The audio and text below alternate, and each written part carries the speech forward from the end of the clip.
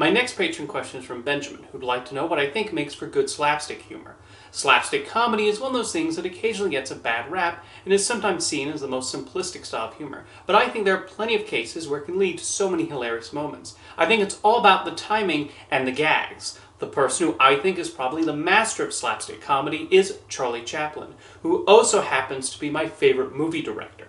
With Chaplin, there was always a point behind the joke beyond someone getting hit on the head.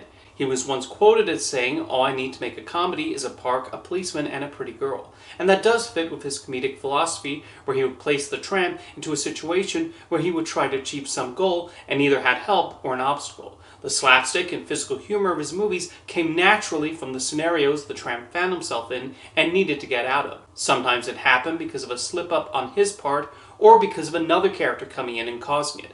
For example, in the opening of Modern Times, the reason the factory worker ends up with shaky hands is because of the constant monotonous work he's put through as he screws the bolts on the assembly line. The humor comes from the character, the setting, and the scenario, and Chaplin perfectly depicting the effect of this intensive work on the factory employee. In the case of Modern Times as a whole, the slapstick comes largely out of the social commentary presented, although Chaplin also occasionally opts for simple, silly gags which also work. Meanwhile, Buster Keaton managed to develop funny slapstick gags out of his stunts. He was able to mix the action sequences with comedy to great effect. Same goes for Harold Lloyd, whose most famous bit of slapstick comedy was in Safety Last, when he's hanging from the clock.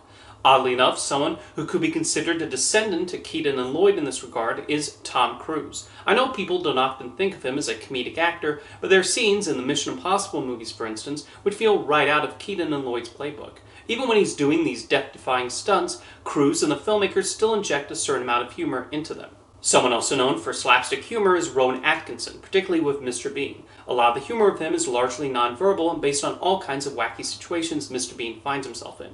A lot of episodes followed in the tradition of Chaplin by plopping him into a location like a park, a hospital, or even his own home, and seeing what wackiness ensued with the props around him. The thing about Chaplin, Keaton, and Atkinson is that their slapstick scenes were carefully planned to make sure the timing was just right and the physical requirements of the role were accomplished. In Keaton's case, one slightly wrong move could have even killed him.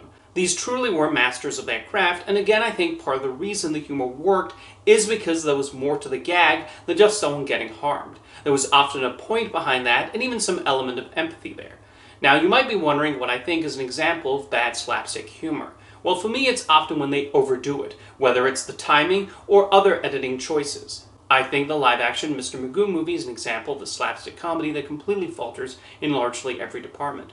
It's the kind of comedy that merely thinks someone getting hurt in the groin area or getting hit in the head is enough to produce a laugh. But you need more than that. It does not help in that movie that even the music tries hard to elevate the gags, but it mostly comes off as obnoxious. There's even one scene where they do the wah wah wah music sting. A lot of that movie is mostly having Leslie Nielsen bumble around and hurting someone in the process, and it's just not that funny. Stanley Tong, the director of Mr. Magoo, is primarily known for his collaborations with Jackie Chan, who I should mention is also in the tradition of Keaton and Lloyd with the way he implemented slapstick comedy into action scenes. Rumble the Bronx, which Tong directed, has a number of funny and creative scenes. So they got the right director for it, he was just given flat material to try to bring to the screen.